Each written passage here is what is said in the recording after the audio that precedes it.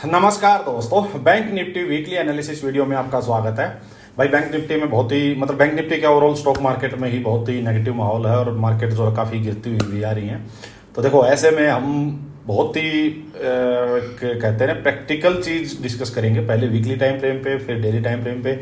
अपना तरीका वही रहेगा, सिर्फ प्राइस एक्शन प्लस साइकोलॉजी। ठीक है, चलो सच्चाई से वाकिफ करते हैं और हो क्या सकता है चार्ट पे देखते हैं। देखो भाई, ये डेली टाइम फ्रेम पे है। बैंक निफ्टी में होता क्या है भाई, बैंक निफ्टी में लास्ट वीक ये कैंडल बनी थी। तो ये कैंडल जब टॉप पे बनी तो हमने लास्ट वीक यही डिस्कस किया था कि टॉप पे जाके इस टाइप की कैंडल बनना, इसको बोलते हैं हम शूटिंग स्टार, इन्वर्टेड हैमर, कुछ भी बोलो। इसकी साइकोलॉजी मैंने आपको समझा दी थी कि भाई बायर्स ने जो इतना जबरदस्त दम था, तो इतनी मोटी मोटी कैंडल जो बनाई थी, वो बायर्स का दम खत्म हो चुका है और सेलर्स ने एंट्री मारी है यहाँ पे। सिंपल सी इसकी साइकोलॉजी ये थी। अब अगर इसका लो ब्रेक होता है तो मैंने कहा था फिर एक बहुत ही साफ जो है फॉल आएगा और एक पैनिक वाली सेलिंग आएगी। ये हमने डिस्कस भी किया था कि जैसे मार्केट अपसाइड जा रही है ऐसे ही ये डाउन साइड भी आएगी। हुआ भी वही भाई। इस वीक बैंक निफ्टी ने बहुत ही ज़्यादा ज़बरदस्त वाला फॉल आप देखो बैंक निफ्टी के मुँह इस वीक की 4.3%, around 2300 points bank Nifty down side आया है आज इस वीक। बहुत बड़ा फॉल है, अच्छा खासा फॉल है। बट इसमें क्या होता है कि जब गया ऐसे ही था स्पीड में, तो आएगा तो और भी ज़्यादा स्पीड में, क्योंकि मार्केट पैनिक में ज़्यादा गिरती है, सेलिंग साइड में ज़्यादा फास्ट आती है मार्केट। फिर एक दो न्यूज़ ऐसी आ गई कि जैसे मिडल ईस्ट में ईरान और इजराइल का वॉर वाली सिचुएशन हो गई, फिर अपने इंडिया में एफएनओ रूल्स नए आए, तो उस वजह से भी थोड़ा सा मार्केट में प्रेशर। चलो कोई बात नहीं, हो गया ये। अब डिस्कस करते हैं। देखो, पहले हम देखते हैं कि वीकली के अकॉर्डिंग अपने सपोर्ट लेवल, रेजिस्टेंस लेवल कहाँ है। अब मार्केट नीचे आ रही है तो अपने को सपोर्ट लेवल जो है वो देखने हैं। देखो, ये वीकली में भाई नीचे पूरा एक चैनल बना हुआ है। चलो मैं ज़्यादा बड़ा ना लेके इसको यहीं से मैं एक बार मैटर वो करता हूँ, मेंशन मार्क करता हूँ। देखो भाई, ये जो पूरा जो जोन है ना, देखो यहाँ ये लेवल है भाई आपका अक्टूबर 2023 का। ठीक है, यहीं से इसको बार बार देखो कितनी बार इसने सपोर्ट लिया, फिर वापस जब नीचे आई थी रिसेंटली यहाँ, फिर एक यहाँ, वापस से यहाँ। अब इसके आसपास वाले एरिया में फिर से आ चुकी है मार्केट। जब भी इसके आसपास आती है एक नया हायर लो बनता है। देखो, ये लो बना था, हायर लो बना, एक और हायर लो हो सकता है यहाँ बने। अब हम कुछ भी एंटिसिपेट नहीं करेंगे, लेकिन अभी तक जो लग रहा है वो ये कि ये जो है ये बहुत स्ट्रॉन्ग सपोर्ट है। और ये भाई अब की नहीं है, ये पिछले 4-4.5 साल की सपोर्ट है। देखो, अगर मैं इसको और लाइन को नीचे खींचूंगा ना तो ये कोविड के टाइम तक चली जाएगी। ये देखो, आप ये मैंने आपको बार बार दिखाई भी है कि ये कोई छोटा मोटा स्पोर्ट नहीं है। देखो, ये पूरा ही स्पोर्ट एरिया है और मार्केट, ये देखो आप, ये पूरा स्पोर्ट एरिया है ये पूरा। तो ये एक बहुत ही स्ट्रॉन्ग स्पोर्ट है और ये पिछले 4.5 साल से ज़्यादा हो चुका है ये स्पोर्ट बनी हुई है। तो बहुत स्ट्रॉन्ग है। इसका ब्रेक होना किसी एक्सेप्शनल कंडीशन में ही शायद ब्रेक होगा। अगर मैं न्यूज़ वाली बात करूँ तो जैसे कोई कोविड सिचुएशन आ गई थी।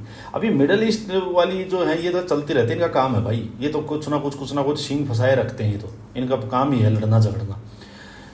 ये मेरे लिए चार्ट पे मैं देखूँ तो देखो, ये मेरे लिए ऑब्वियस था कि मार्केट नीचे आएगी। ये अगर 2-3 वीक में नीचे आती तो इतनी टेंशन नहीं होती, इतना पैनिक नहीं होता। ये एक ही वीक में नीचे आ गई, इसलिए लोग डर जाते हैं। सिंपल सी बात ये है। मेरे लिए सपोर्ट है मार्केट में। मेरे लिए जब तक ये वाला जो स्विंग है ये ब्रेक नहीं हुआ है तब तक मार्केट में मुझे कोई दिक्कत नहीं लगती, जब तक ये स्विंग ब्रेक नहीं हुआ है।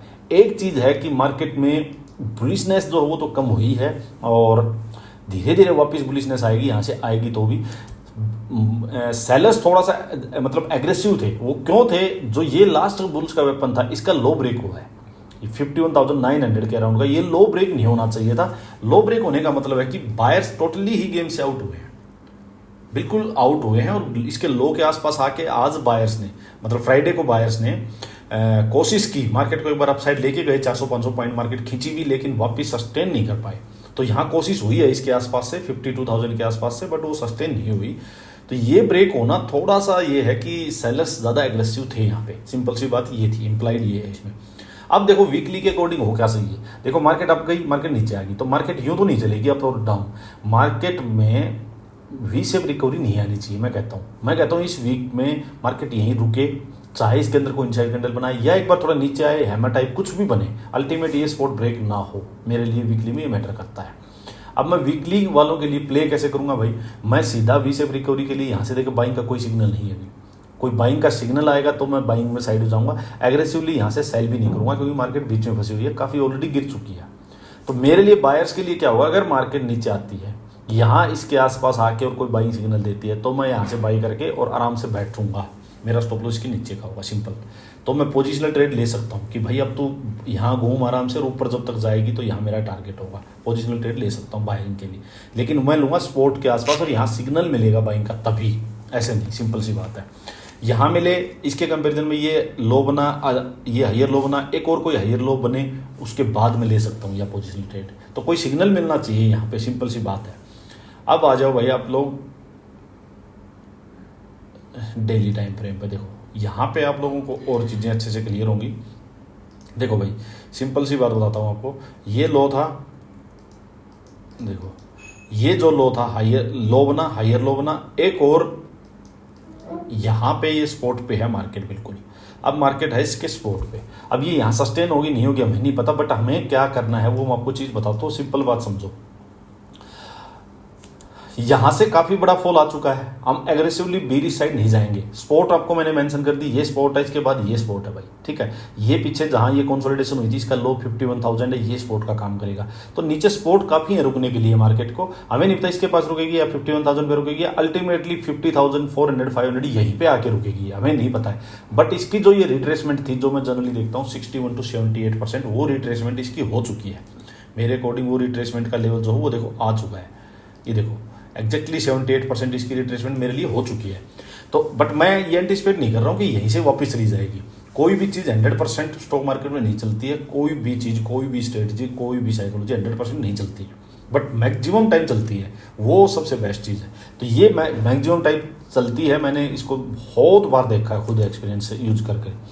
देखो करना क्या है, सिंपल बात समझना, बात प्रैक्टिकल चीज़ क्या है कि करना क्या है, ट्रेड कैसे लेना है। ट्रेड लेना है भाई सिंपल समझो, देखो नीचे आया एकदम से, वी शेप रिकवरी की उम्मीद हम नहीं करेंगे, और हो भी जाएगी अगर एकदम से वी शेप रिकवरी और हम उस ट्रेड में नहीं घुस पाए तो कोई बड़ी बात नहीं है भाई।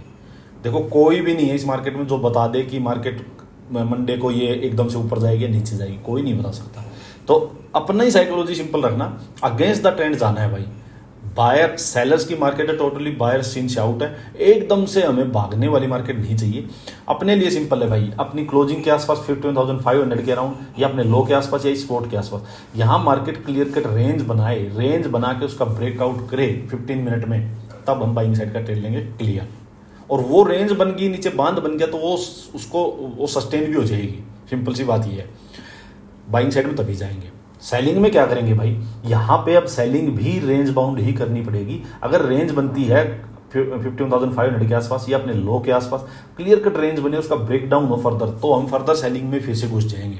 बट सिंपल एक आध कैंडल के बेस पे अब नीचे मत जाना, क्योंकि गिर बहुत चुका, घोड़ा बहुत भाग चुका। जो मैं आपको यहाँ टॉप पे बोल रहा था वही बात अब नीचे है।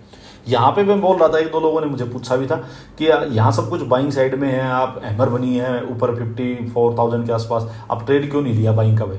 वही कंडीशन अब यहाँ पे है, यहाँ घोड़ा बहुत भाग चुका था तो यहाँ कोशिश था। अब मैं वापस आपको बोल रहा हूँ सेलिंग साइड में कोशिश रहो। मैं ये नहीं कह रहा कि हम बुलिश हो गए यहाँ से, बट सेलिंग साइड में भी कोशिश रहो। अब सिंपल सी बात ये है, यहाँ पे रेंज बने तो ही उसका ब्रेकडाउन हो, तो ही सेलिंग में भी तभी जाएंगे। अब सिंपल सी बात है भाई। अब बात आती है गैप अप गैप डाउन की। भाई देखो मार्केट अगर सीधा गैप अप होगी तो बायर सस्टेन नहीं कर पाएंगे, समझो बात को।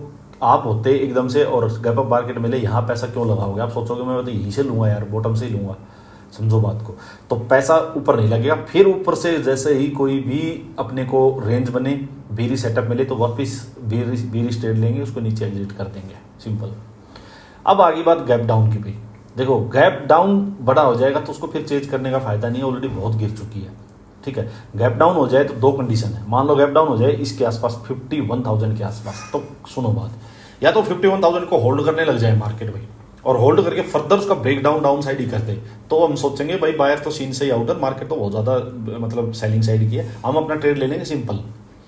यार 51,000 को होल्ड करे, रेंज बने, उसका अपसाइड ब्रेक कर दे, तब हम सोचेंगे कि अब रिवर्सल आ सकती है, एक पुल बैक आ सकता है, हम पुल बैक का एक ट्रेड लेंगे, उसको यहाँ इसके आसपास डे लो के आसपास रुकने लगे एग्जिट कर देंगे, सिंपल। गैप डाउन एक चीज होगी, गैप डाउन हुआ होते ही भाई मार्केट सीधा नीचे और चल पड़ी, बिल्कुल कुछ नहीं करना, जाने तो जहां जा रही है, चाहे वो यहां तक नीचे चली जाओ, चाहे स्क्रीन फाड़ के नीचे चली जाओ, कोई दिक्कत नहीं, उसको मत चेंज करना।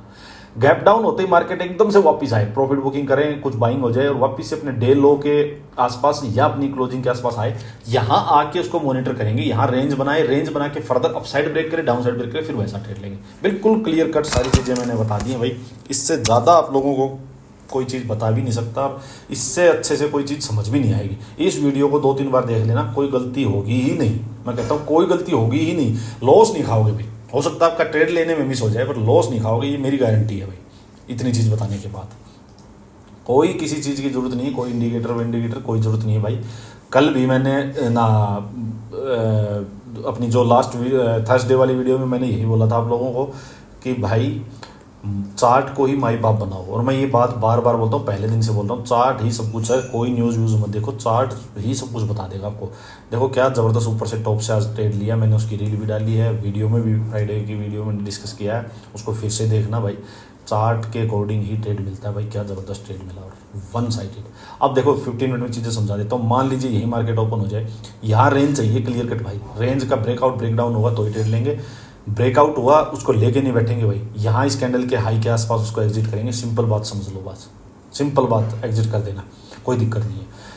यहाँ ये अल्टीमेट रेजिस्टेंस का काम करेगा, यहाँ से वापस कोई रेंज बना के डाउन साइड ब्रेकडाउन हुआ तो फिर से सेलिंग का ट्रेड ही लेंगे। तो ये पहाड़ निकालना बहुत बायर्स को जोर लगेगा, बहुत जोर लगेगा, सिंपल बात समझ लो। डाउन साइड का मैंने बता ही दिया, रेंज बन के डाउन साइड ब्रेक हो तो अपना डाउन साइड का ट्रेड लेंगे, बस सीधा गैप अप हो जाए तो भाई यहाँ कूदना मत, इसके आसपास आके रेंज बने, रेंज बन के डाउन साइड ब्रेक हो या रेंज बन के अप साइड ब्रेक हो, तब देखेंगे, सिंपल। चलो आज के लिए इस वीक के लिए इतना ही, थैंक यू।